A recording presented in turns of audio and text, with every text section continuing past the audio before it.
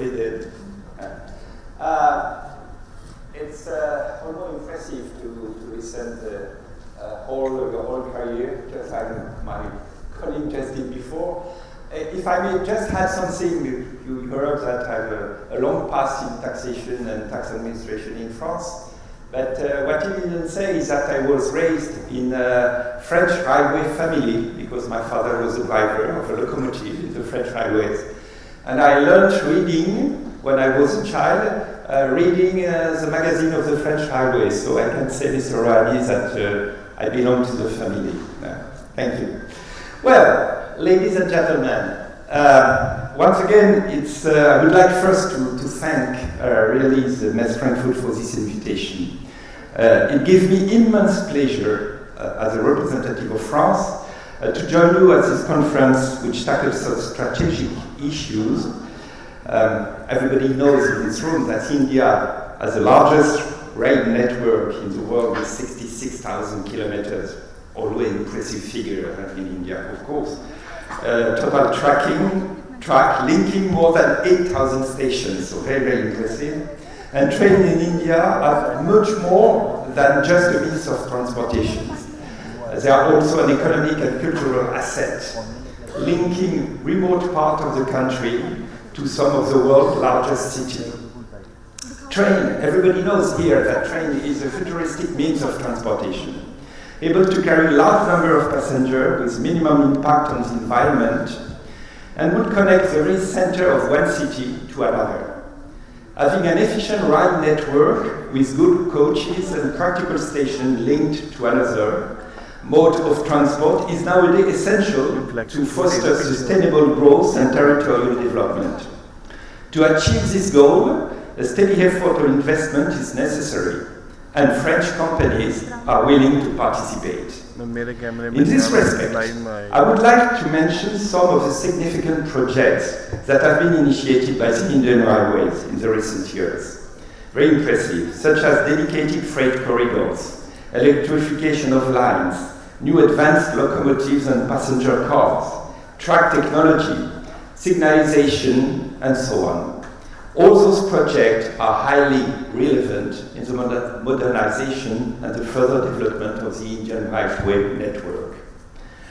France as well is committed and wants to make ambitious choices when it comes to its own railway network.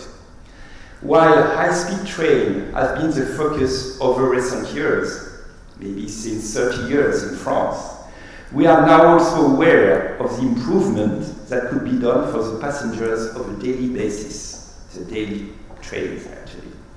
That is why the French government has adopted earlier this year a new railway pact with one single objective: to have a better public railway service. The French people are deeply attached to their public railway service, which provides daily transport to over 4 million passengers, only 4 million passengers, in major cities and across rural areas. It's also a cornerstone in the way of our nation is organized, with more than 30,000 kilometers of tracks and 3,000 stations linking the whole country. Ladies and gentlemen, in this time of major changes, I believe our two countries have a lot to share. France and India already share common priorities in the railway sector, and I'm convinced we could successfully enhance our cooperation in key subjects such as speed, station renovation, multimodality, signaling, and security. These subjects are far from being easy, but I'm confident our common work will allow us to take a giant step forward in the right direction. French companies have been investing in India for a long time and are willing to carry on investing here for the good of the railway sector. Indeed, France and India have an ancient and active cooperation in the railway industry.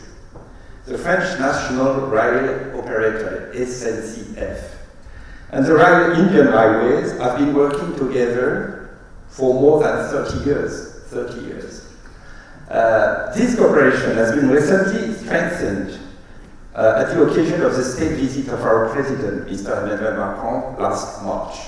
our two countries also created a permanent Indo-French Railway Forum in order to reinforce our institutional cooperation.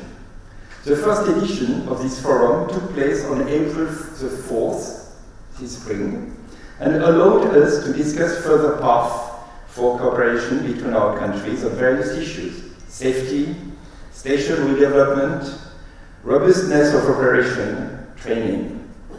SNCF also conducted studies on Mumbai-Ahmedabad high-speed corridor, on the Delhi-Chandigarh semi-high-speed corridor, and on the renovation of two stations, Ludhiana and Ambala. This bilateral cooperation has also witnessed the development of major projects in India. Indeed, French companies are very committed to invest, innovate, and make in India. Many of them are already involved in the development of railway in this country, sharing their know-how and their expertise. From engineering to technical and industrial innovation. We have many of these companies probably present in this room: Sistra, Voslo-Cogefer, Aegis, Alstom, Fevle, Thales, Tractabel, Hightech, Stratiform, Jesmar, Veritas, Assystem, Reichheim, many others. Some of them are present today among us. I'm very happy for that. And I'm pleased to underline their involvement in several big railway projects for the modernization of the Indian Railways network undertaken by the government of India. Just to take an example, the French company Alstom is producing just now 800 electric locomotives in Bihar, the best in terms of energy efficiency. Consistent with the Make in India policy, the manufacturing unit has been recently inaugurated last spring in Bihar in order to reach these production targets. And this is just an example, of course. French railways and French companies are looking forward to further supporting the Indian Railway in its ongoing modernization plan and to further contributing in the development of railway infrastructure in the country. So, ladies and gentlemen, as you see, our common work on the sustainable development of key infrastructure projects across India is a significant part of the Indo-French partnership. The Indian Railways faces challenges that are crucial for the modernization of the transportation system. On this subject, as on many others, I would like to reiterate to our Indian friends that they can count on France's support and on the willingness of French companies to invest in India. Just to conclude, let me congratulate the team behind the conception and organization of this event. I hope that today's contribution will lay the groundwork for further growth of the railway industry.